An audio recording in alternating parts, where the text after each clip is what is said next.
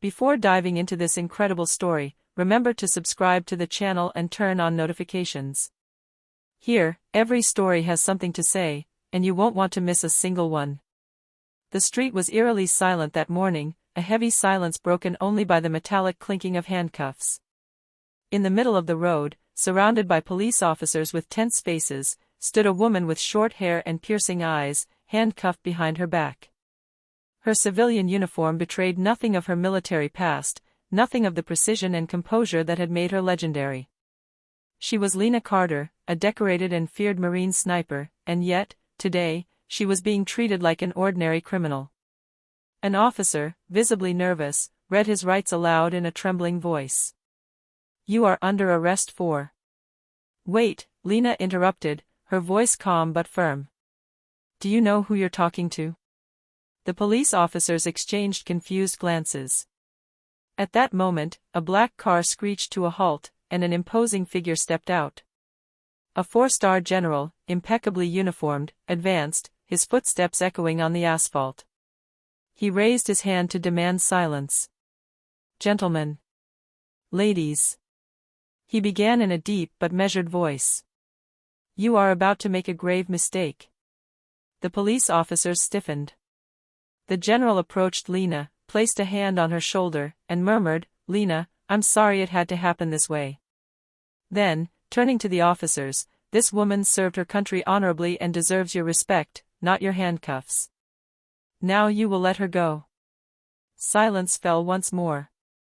The police officers, unable to respond, finally obeyed the general's orders. Lena, without another word, turned away and walked off, her steps sure and determined. Behind her, the street seemed to come alive again, as if the air had been cleared of the injustice that had just taken hold there. Lena Carter was returning home after an intense morning training session at a private shooting range on the outskirts of town. Her mind was focused, her body still taut like a bowstring ready to be drawn. The Marines had taught her to anticipate, to react before the threat even materialized. But nothing had prepared her for this morning. As she parked her motorcycle in her driveway, blue and red flashing lights suddenly illuminated the neighborhood. Before she even knew what was happening, a police car blocked the exit, and several armed officers rushed toward her. "Put your hands in the air," shouted one of them. Lena raised her hands, but remained perfectly calm. Her eyes scanned the officers' positions, assessing their numbers, their angles of attack, their weapons. There was no provocation on her part. Yet, they were ready to treat her like a criminal.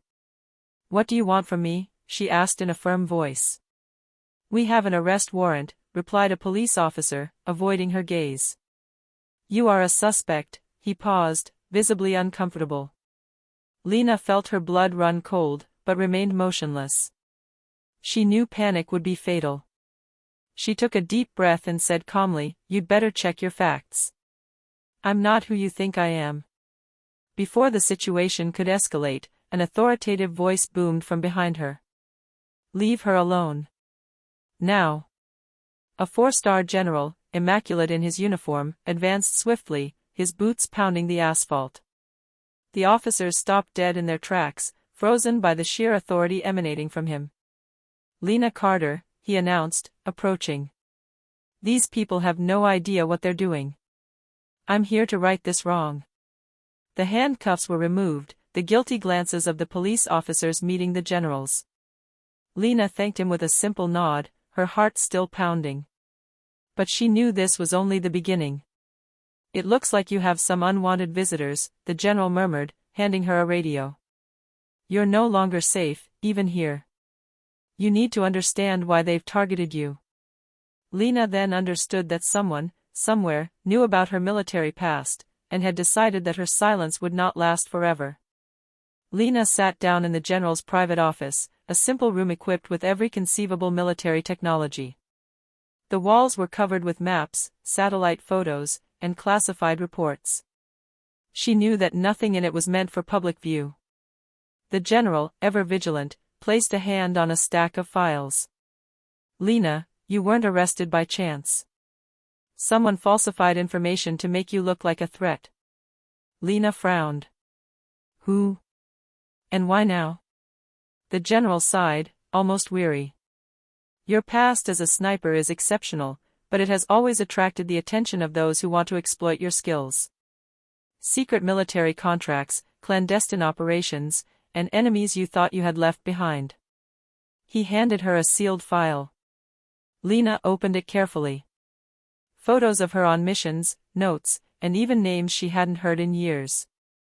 Enemies, army traitors, and above all, a network of mercenaries who had sworn revenge. They know you've returned to civilian life, the general continued. And now they want to neutralize you before you can speak. Lena clenched her fists, her jaw tightening. Her legendary composure was being tested, but she knew giving in to anger would be a mistake. So they set me up to get me arrested, to isolate me, and prevent me from reacting.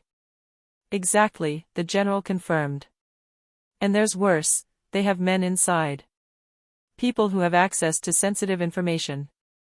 You can't trust anyone on the outside. Lena took a deep breath and stared at the general. Then I have no choice. I have to take the initiative, find out who's hunting me and why, before they act. The general nodded, a spark of respect in his eyes. I knew you'd think that. Lena, you're not alone. But you have to be ready. This will be more dangerous than anything you faced in the Marines. Lena closed her eyes for a moment, recalling past missions, the high-pressure shooting, the loneliness of the sniper, and the certainty that her training could save her. Then she opened her eyes again, determined.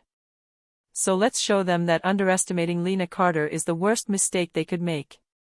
Night had fallen on the city, enveloping the streets in a dark and silent veil. Lena Carter rode her motorcycle, her balaclava obscuring her face, observing every movement around her with the eye of a seasoned sniper.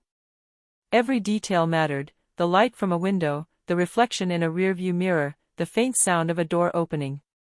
Her objective that evening was clear, to find the first clue to the identity of those who had framed her. The general had provided her with a partial file, but the information was fragmentary. Lena knew she had to follow in her enemy's footsteps herself. At the corner of an alley, she caught sight of a familiar figure, a man in a dark suit, visibly nervous, checking his phone as if waiting for a signal. Lena slowed down, observing him unseen. Her instincts never failed her. This man wasn't just a passerby, he had a role in the network that had targeted her. She took out her secure phone and contacted the general, whispering, "I've spotted someone. He matches one of the names in the file. I'm following him." The general replied, his voice deep but controlled, "Take no unnecessary risks. Remain in the shadows. Observe and report." Lena nodded, even though he couldn't see her. She followed the man at a distance, leaping from rooftop to rooftop, slipping through the shadows with the precision of a ghost. Finally, he stopped in front of an abandoned building and went inside. She remained hidden for a moment, listening to the sounds inside, low voices, rustling papers, a quick conversation. Lena recorded everything on her discreet device, every potentially crucial word. Then she heard a sentence that sent a shiver down her spine. She has no idea what awaits her. Tomorrow, it will all be over. Lena knew time was running out. Her enemies were planning something big, and she had to act before it was too late. She retreated into the shadows, her thoughts turning to one certainty: to survive and thwart this trap, she would have to use everything she had learned in the Marines, and more. As the moon illuminated her determined face, Lena mentally prepared herself for the battle ahead. The game had begun, and she wasn't about to lose. Lena had spent the day analyzing the information she had gathered the previous night. Every detail of the file, every movement of the man in the suit, formed a puzzle she had to solve quickly. But what she didn't yet know was that her enemies had spotted her long before she found them. As she drove through an underground parking lot, her senses on high alert, a metallic sound rang out behind her. She turned around just in time to see two men emerge from the shadows, armed and swift. "Are you Lena Carter?" one of them asked, his voice harsh but controlled. She didn't reply. Her training took over. In one fluid motion, she caught a metal bar that had fallen at her feet and whirled it around, blocking an attack. The two men hesitated, surprised by her precision and speed. Blow after blow, Lena neutralized the attackers with chilling efficiency. Her movements were calculated, every gesture learned in the Marines, every impact perfectly placed to disarm and immobilize. In less than 30 seconds, the men were out of action, lying on the ground, breathing heavily but alive. She took out a discreet radio to alert the general. Direct confrontation. 2 men neutralized. They were well trained. We are dealing with an organized network. The general's voice echoed through the device. Well done. Don't stay put. They'll have reinforcements. Move immediately and find a safe place to analyze what you've learned. Lena put on her jacket and walked away into the parking lot, disappearing into the shadows. Only one question remained in her mind: who was pulling the strings behind all this?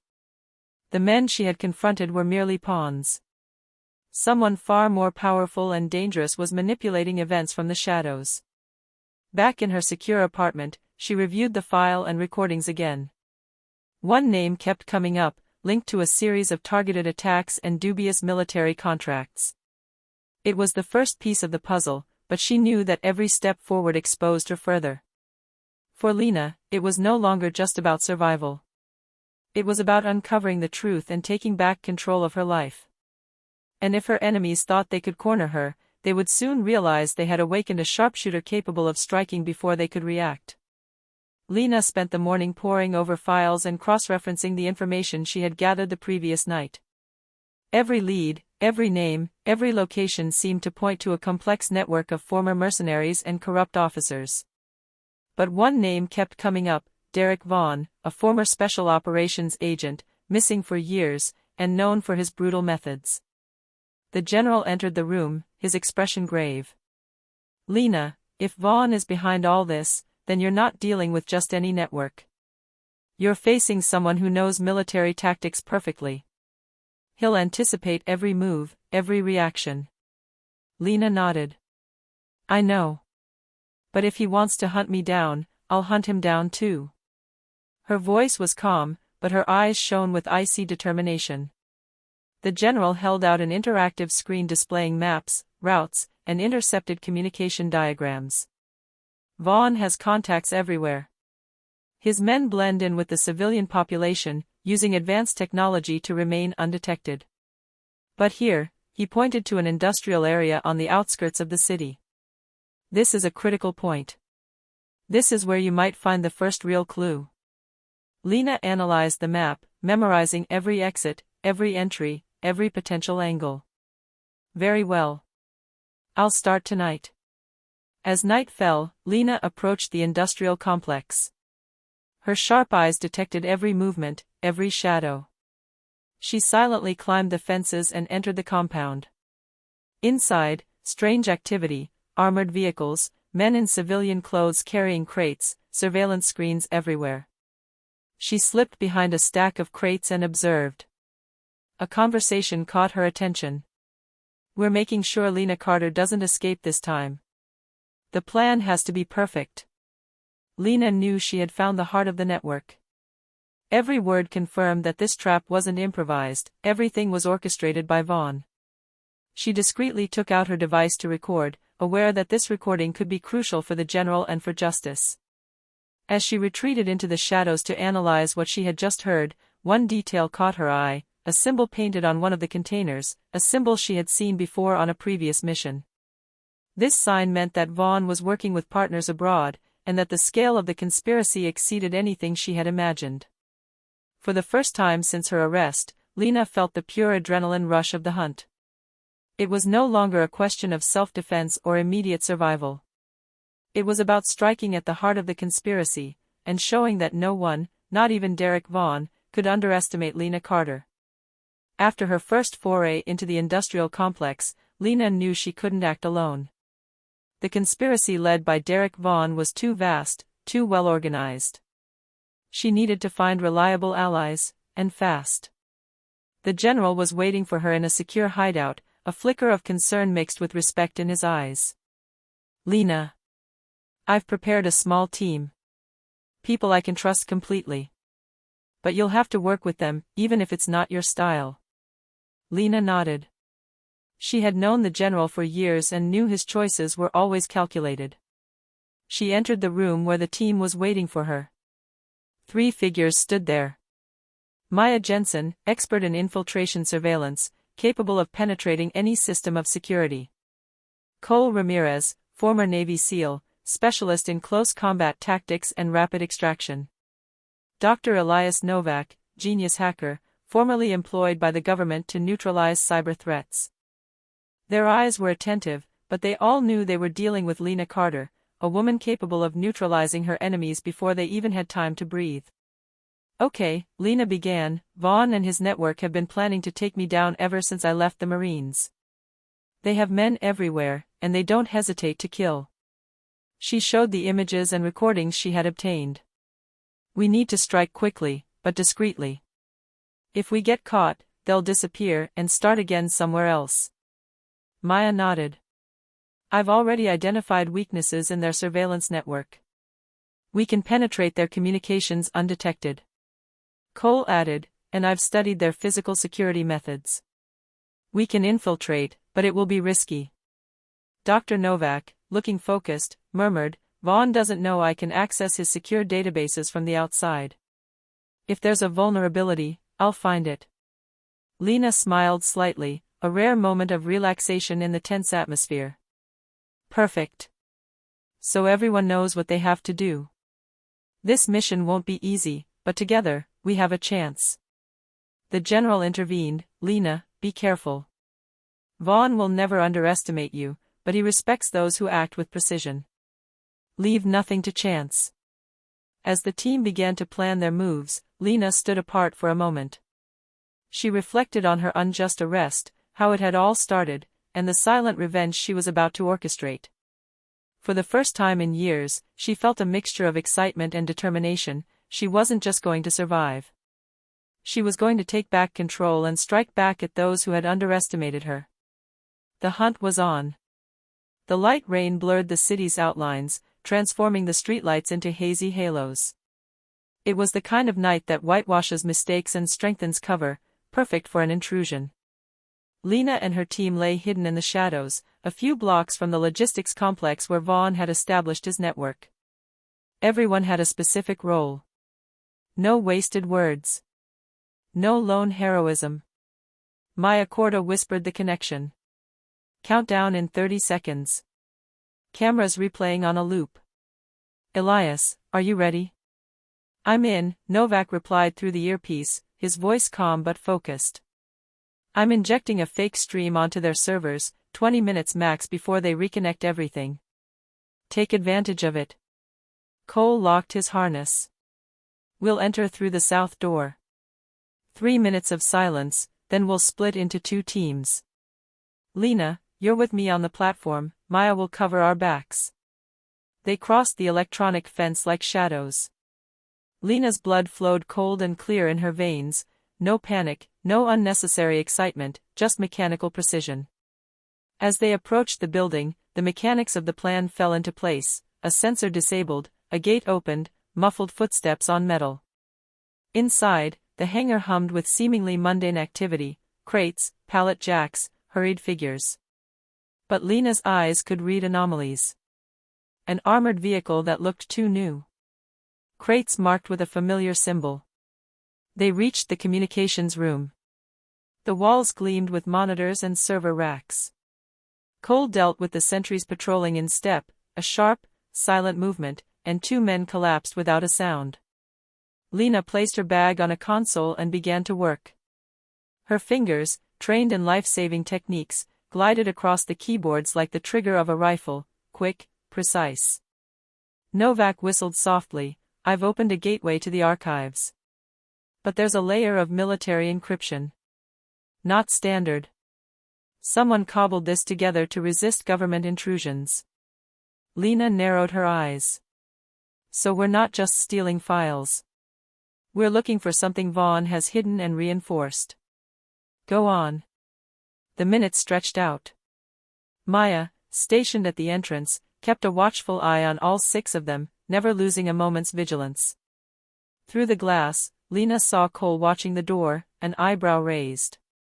Something was wrong, no suspicious movements, but that dull tension you feel when you're expected to be there too soon.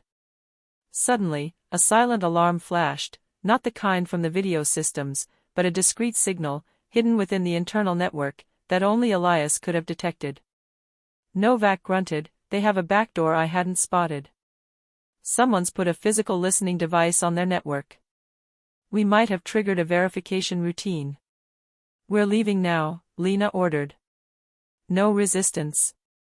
"We're leaving cleanly or we're not leaving at all." They walked back up the corridor, but halfway there Cole stopped dead in his tracks. Masked figures were pouring out the other end, flanking the main entrance. Too fast. Too organized. Vaughn never left a detail to chance. Lena felt anger rising, cold, sharp. They hadn't been caught off guard. They had been expected. The street became a chessboard. From the fire exit, Maya launched 3 silent charges that shifted the reinforcements a step, enough to create an opening. Cole blocked the passage, flanking a group trying to cut off their retreat. Lena, meanwhile, had her hands free just long enough to snatch a tablet from the central panel and frantically transfer everything she could. Files scrolled by, lists of names, transactions, locations. And, in the middle of the mass, a document bearing a seal that made Lena falter. The name written in plain text made her swallow hard, Brigadier General Robert Hargreave. Not some obscure mercenary. A high-ranking officer still in his post, an influential member of the general staff, a name that explained how Vaughn could plant people in government offices, forge warrants, and obstruct investigations. Lena felt the room shift for a moment. Treason at this level changed everything. Cole shouted, "Move!" They burst into the night, facing a flurry of footsteps and shouts. In the rain, the world became a series of obstacles and angles, and Lena fell back into her old rhythm. Every movement counted, every breath had to be managed. They reached Lena's motorcycle where Maya, breathless but resolute, tossed them the key. Novak blinked, holding a USB drive whose light flickered like a heart. Back in the hideout, soaked and still on edge, they unpacked what they had taken. The files confirmed their worst fears. Hargreave was signing cover stories, laundering money, and using Vaughn's network for unsanctioned operations. The evidence was precise, dated, and damning. The general, as grave as the night outside, took the file. His silence was heavy. "If this is true," he said slowly, "we have found the root of the problem. But it also means that the battle is no longer limited to Vaughn. We are facing institutional corruption." Lena placed her hand on the USB drive, her nails digging into her palm. Revenge was no longer the sole motivation. Now there was the responsibility to stop a corrupting machine from crushing more lives. But Hargreave's shadow at the top meant one more thing: they were now exposed to a war being waged on multiple fronts, political, legal, deadly. She looked up at the general. "So we strike at the heart. But intelligently. No flashy attacks that would make us a martyr. We need a witness, public proof, and this," she showed the key, "before he made it disappear." The general nodded, but his eyes betrayed a new weariness. "Very well. We'll prepare the counterattack. But Lena, be careful. Those who wear stars never hesitate to burn what stands in their way." The rain drummed against the window like a distant threat. Lena gripped the USB drive tightly. The conspiracy had just spread from one level to the next. And as they planned their next move, she knew one thing with absolute clarity: if Hargreave was involved, then the war wouldn't be just for her. She had become, against her will, the point of friction between the truth and a system willing to do anything to silence it. Lena didn't need the general to tell her to keep the USB drive safe. She slipped it into an inside pocket of her bulletproof vest, close to her heart like a talisman. The rain outside had given way to a cold wind that whipped the blinds. Inside the hideout, the air was thick with electricity. Everyone knew that crossing the threshold would mean losing their anonymity, and perhaps their lives. The general closed the files and looked at Lena.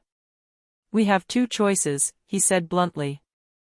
"Publish everything and trigger an immediate public inquiry, risking Hargreave erasing the evidence and accusing us of piracy, or work behind the scenes to bring a credible witness to court who will link Hargreave to Vaughn's operations. Lena felt the weight of the decision. The media can disappear in an hour if Hargreave wants, she replied. We need a witness that no one can intimidate. Someone bound by law and oath. Maya clicked her tongue against the roof of her mouth. I have a name. A counterintelligence officer, Captain Naomi Pierce. She refused a transfer last year when they tried to silence her. She has access to audit chains and internal investigations. If she agrees to talk, her statements will carry weight. But, she's under constant surveillance. What if it's cut? Cole asked. So we protect her before they have time to neutralize her. We get her out of the net. Quickly. Cleanly. Maya met Lena's eyes. I've already figured out her routine.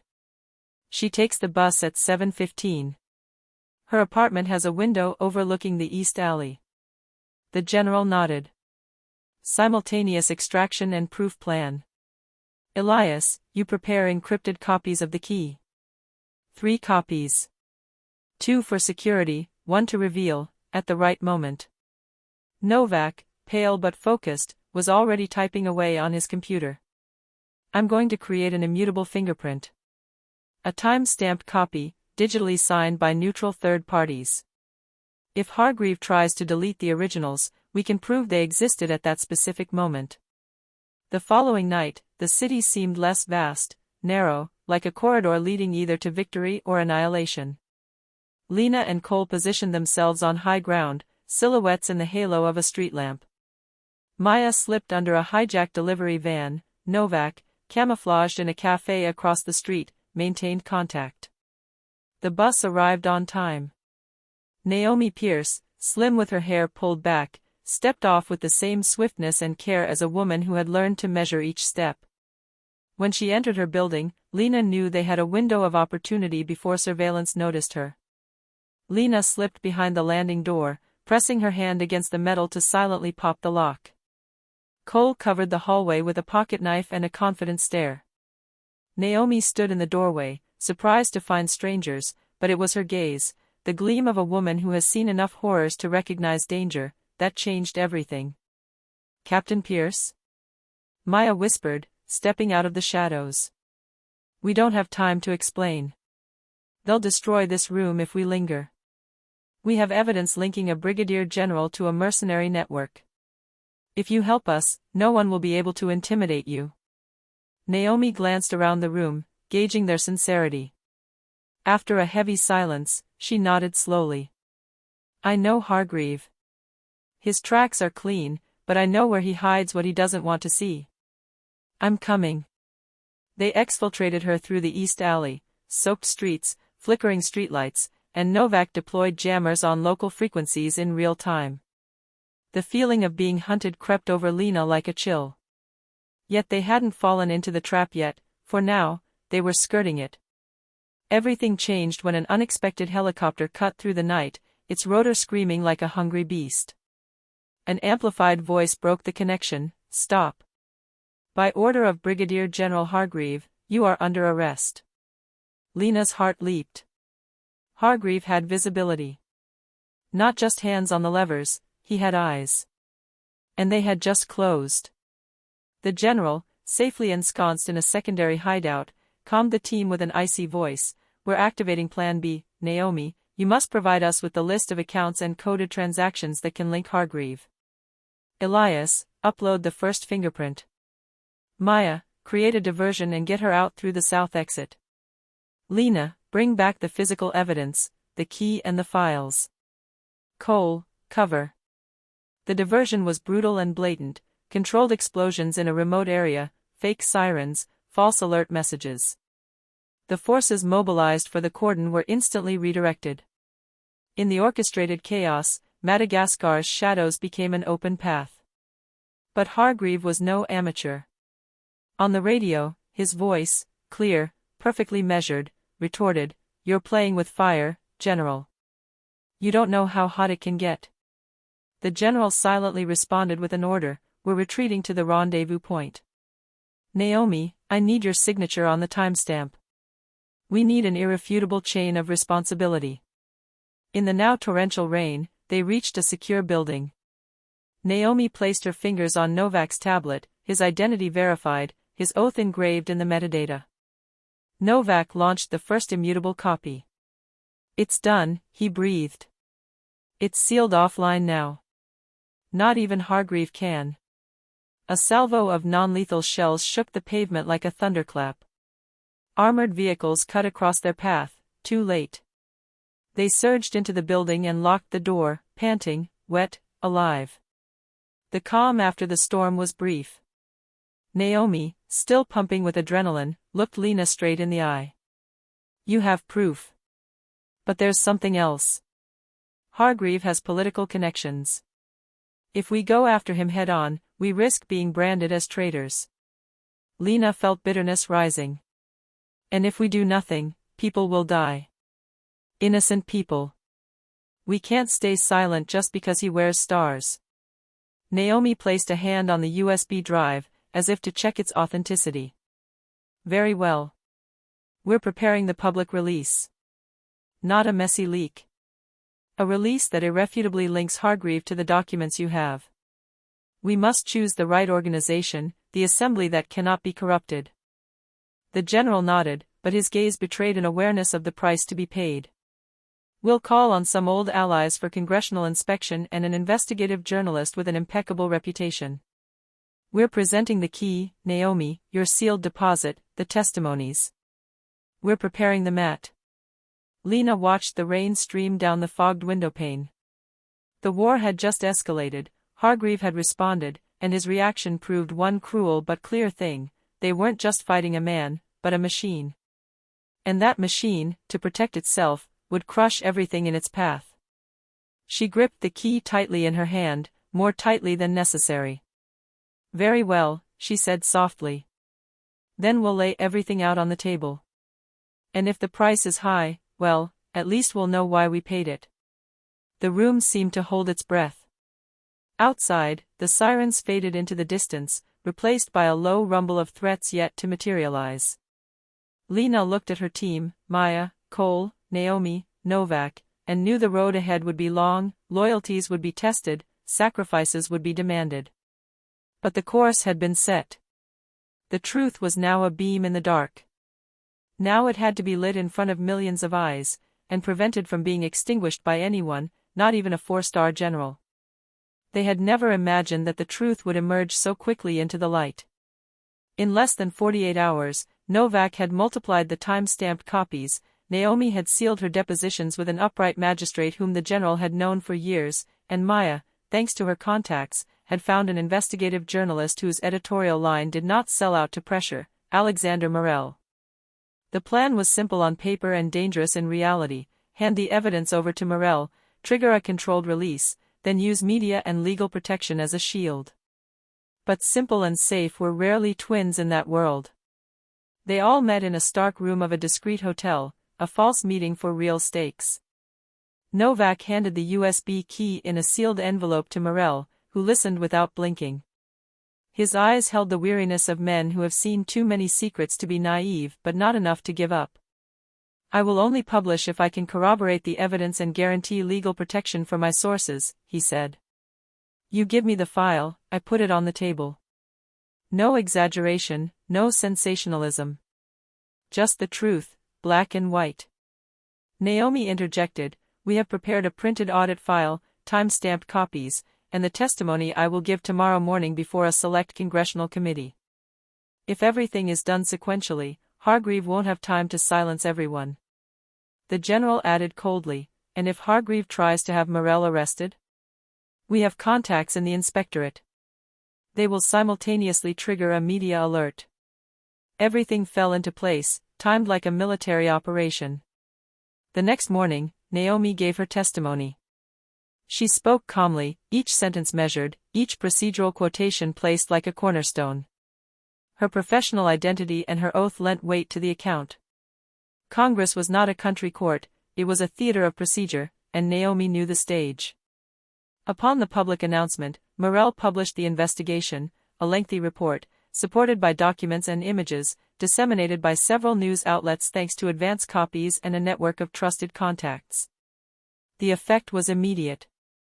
News channels resumed broadcasting, timelines exploded, and conversations in cafes became feverish.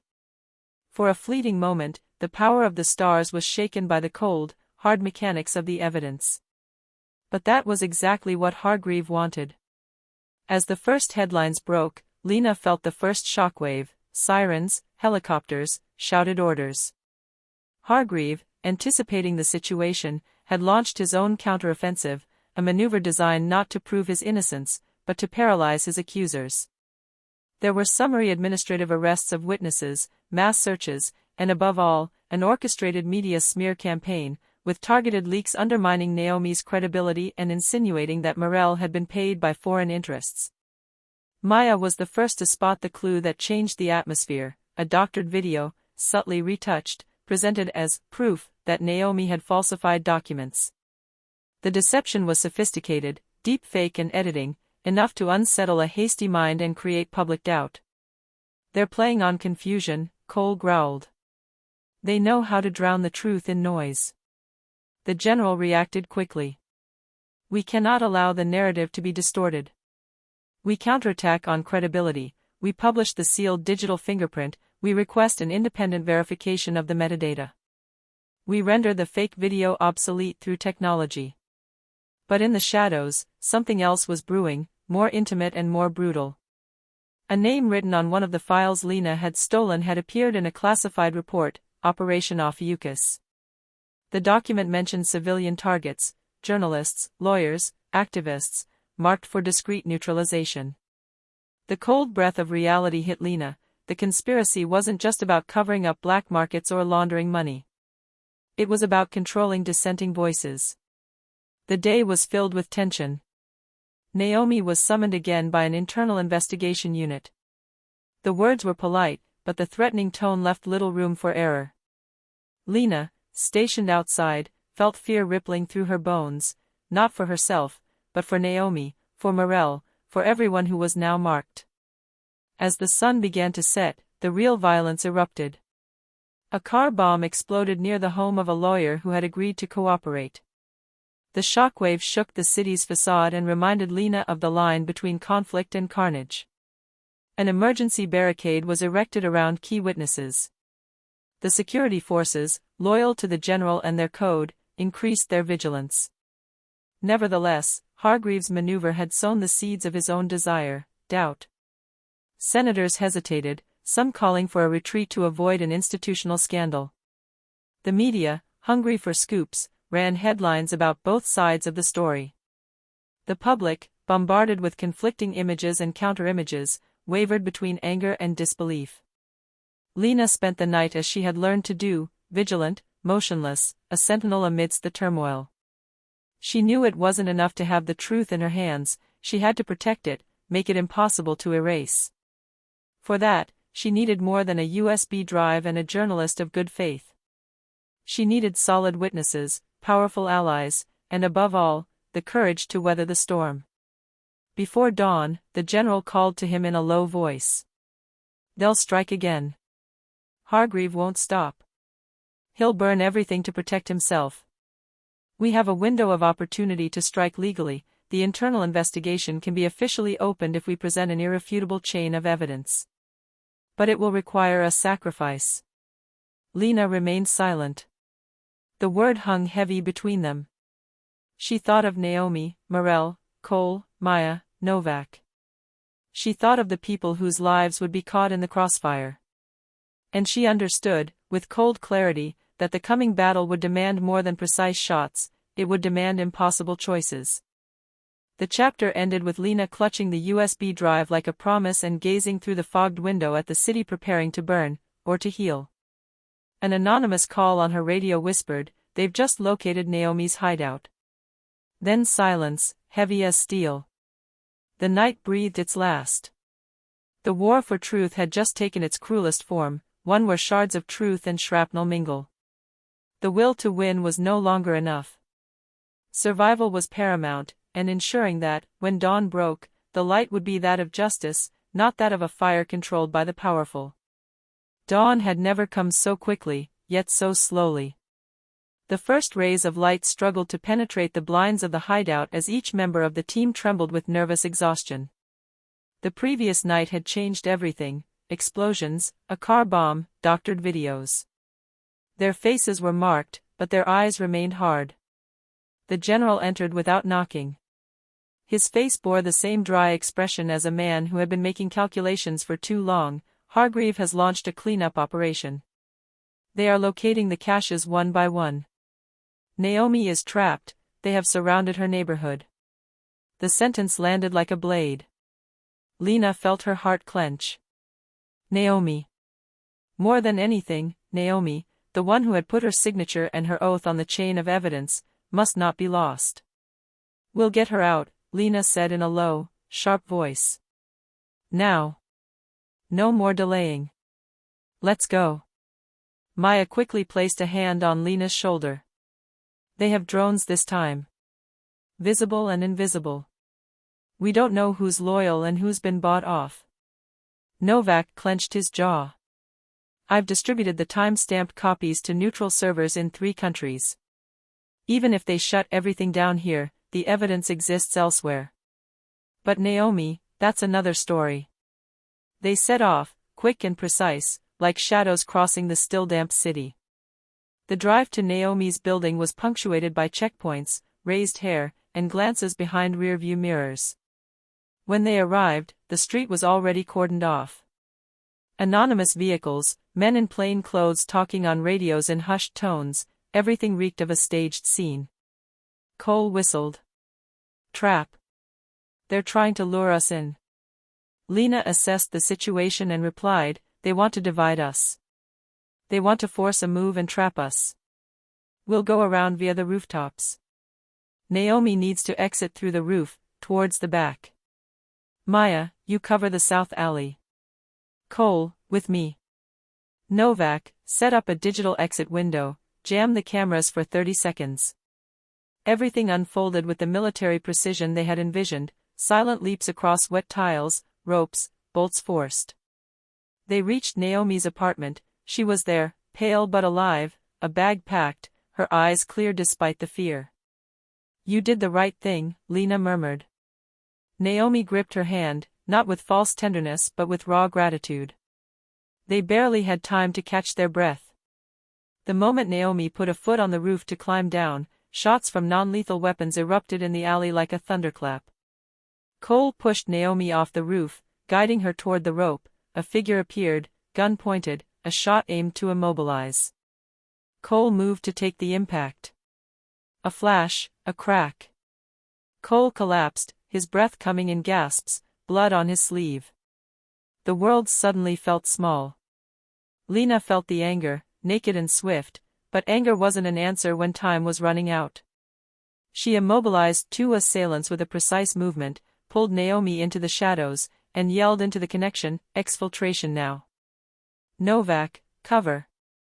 They left in calculated disarray. Cole's jaw was bleeding, but he was alive. He had paid for his choice to protect Naomi. Lena gritted her teeth at the pain of her fallen friend. The price of truth was etched on her skin. Back in the hideout, Naomi signed a final document before a court-appointed bailiff and a magistrate who was a friend of the general, a formality that transformed her words into irrefutable proof. Novak sent the timestamps to international servers, Morel prepared his special broadcast, and the legal teams positioned themselves as a shield. The plan was risky: to force Hargreave to reveal himself publicly by calling for an emergency session of Congress and simultaneously releasing the corroborated evidence and Naomi's deposition. If the justice system could dispel the shadows, they could prevent a permanent erasure. The broadcast was orchestrated like an operation. Morel, true to his word, launched the sequence on 3 networks, forcing the entire country to watch. The documents appeared, complete with metadata, the transactions, the signed orders, all linked together by Naomi's clear, steady voice. Hargreave had less than an hour to react. His counteroffensive was immediate and public. He proclaimed his innocence, accused Lena and the general of orchestrating a conspiracy, and did so in front of cameras poised to turn public anger against him. But the seal, Naomi's signature, and the simultaneous broadcast made his rhetoric fragile. The senators were torn between the instinct to protect the institution and the fear of being associated with a lie if the evidence proved true. The real victory wasn't instantaneous. Hargreave tried to use legal protections, warrants, and pressure tactics, but the digital highlighting and external timestamping that Novak had distributed made suppression impossible. Federal prosecutors opened an investigation. The scandal exploded. Administrative arrests were launched in several cities. Some of Vaughan's henchmen were caught, others vanished. But the victory had a bitter taste. Cole was wounded, seriously but stably, and the city felt the sting of a confrontation that could no longer be kept hidden. Vaughan, meanwhile, had vanished. This was the inescapable truth. Striking at the visible heads wasn't enough, for the Viper retreated into the recesses where the law would take time to catch up. The general placed a heavy hand on Lena's shoulder. "We've won a round," he said. "But not the war.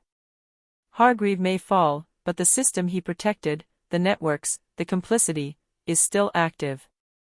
Lena looked at Cole, lying on an improvised stretcher, her eyes searching for his. Cole tried a smile, a sigh of courage. "Come on, Lena, make yourself useful. Grab Vaughan." That sentence did more than motivate, it transformed the direction. Lena felt rage turn to resolve. Hargreave could fall for his crimes, Vaughan had to fall for his methods. Vengeance, if it persisted, was no longer personal, it became necessary to prevent more lives from being destroyed. The public revelation had set the wheels in motion. Politicians talked of reforms, commissions were formed, and Morell received waves of threats and praise. Naomi, battered but resilient, became the dangerous icon of an unyielding justice system. Novak began working on the next step, tracing the international financial flows, finding the connections that led to Vaughan. The chapter's final scene took place late, when the city seemed to collapse back into itself as if after a storm. Lena stood on the roof of the tallest building, the city at her feet, the rain glistening on the asphalt. She took out the USB drive that had triggered everything and looked at it the way one looks at a scar that has finally healed but remains a constant reminder of every battle. The general joined her. "You thought you could become anonymous again after all that?" he asked with a weary, ironic glint. Lena gave a small smile, almost an admission. "No. But I thought I could finish what I started." The general nodded. "Very well. We'll track Vaughan. We'll follow him to his last relay point. And if that means going where the law has no hold, we'll do it another way." Lena placed the key in the general's palm. "Do what you must with it. I'm going to find Vaughan."